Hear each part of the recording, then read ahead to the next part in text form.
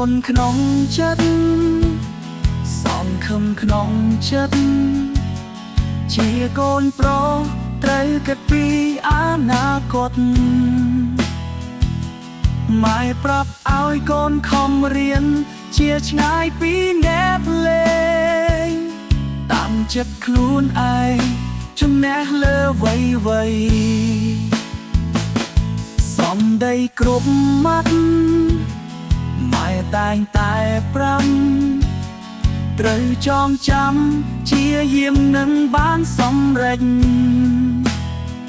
ធ្វើខ្លួនឲ្យជាមនុស្សសិលល្អទើបកាយឈ្មោះថ្លាថ្លៃ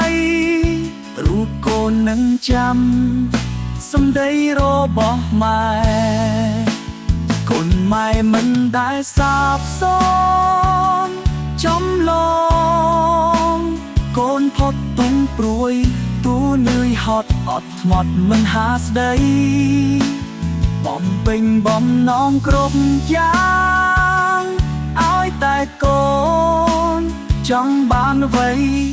ព្រោះម្ដាយថ្លៃចង់ឲ្យកូនខំរៀនហេតុអ្វីថ្ងៃនេះថ្ងៃដែលឈឺចាំព្រោះខានស្ដាប់ដំបូន្មានម៉ែទៀតហើកូនយំអោបរូបអ្នកម្ដាយបេះដូងកូនស្ទើរប្រេះពេលនេះថ្ងៃនេះប្រត់ម៉ែរៀងរហូតហើ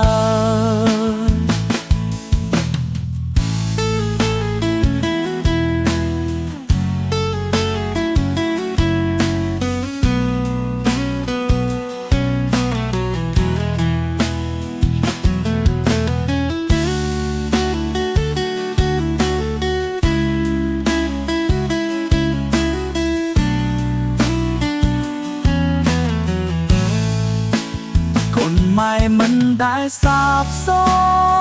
ន្យចំឡងកូនផុតទុំព្រួយទូនឿយហត់អត់ធ្មត់មិនហាស្ដីបំពេញបំណងគ្រប់យ៉ាងឲ្យតែកូនចង់បានអ្វីព្រោះម្ដាយថ្លៃចង់ឲ្យកូនខំរៀនហេតុអ្វីថ្ងៃនេះថ្ងៃដែលឈឺចាំព្រោះខានស្ដាប់ដំបូន្មានម៉ែទៀតហើកូនយំអោបរូបអ្នកម្ដាយបេះដូងកូនស្ទើរប្រេះពេលនេះថ្ងៃនេះប្រត់ម៉ែរៀងរហូតហើ